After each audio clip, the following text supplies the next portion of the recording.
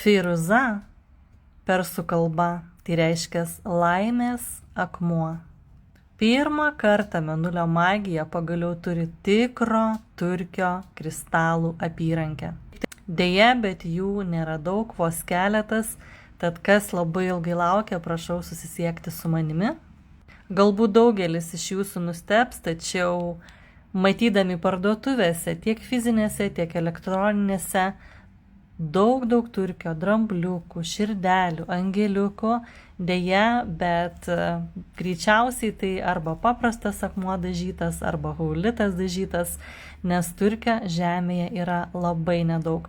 Ir gauti jo tikro ir gyvo, nedažyto yra be galo sudėtinga. Kaip žinote iš istorijos, visi karaliai turėjo šį nuostabų akmenį, kuris yra laimės akmuo. Visose epochose turkis garsėjo kaip pergalę nešantis akmuo ir buvo laikomas laimės ir meilės talismanu. Jis sutaikydavo įsimylėjėlius, neleisdavo kilti barniams, tramdė įniršį, palaikė santarvę šeimoje. Taip pat šis akmuo skatina drąsą ir nepriklausomybę ir padeda siekti pačių gražiausių tikslų – rasti savo vietą žemėje. Taipogi tai yra džiaugsmas, pasitikėjimas, autoritetas, pagarba, tai yra tikėjimas, teisingumo kelias. Taipogi tai yra išgryninimo akmuo. Kad ir kokie bebūtų jūsų vidiniai turtai, išmintis ar kūrybiniai sugebėjimai, ar labai didžiulė mylinti širdis, šis kristalas skatins jų pasireiškimą jūsų gyvenime ir kitų gyvenime.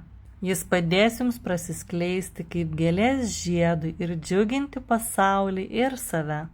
Taip pat šis akmuo puikiai tinka keliautojams, nes turi apsauginę funkciją. Tai ypatingas laimės akmuo, suteikiantis daug džiaugsmo, sėkmės ir versle, ir gyvenime. Taipogi pakelia nuotaiką. Jeigu nori ir tu, susisiek su manimi, nes turiu vos kelias apyrankes. Taipogi jis tau bus įkrautas su ypatinga meditacija. Parašyk komentaruose, ar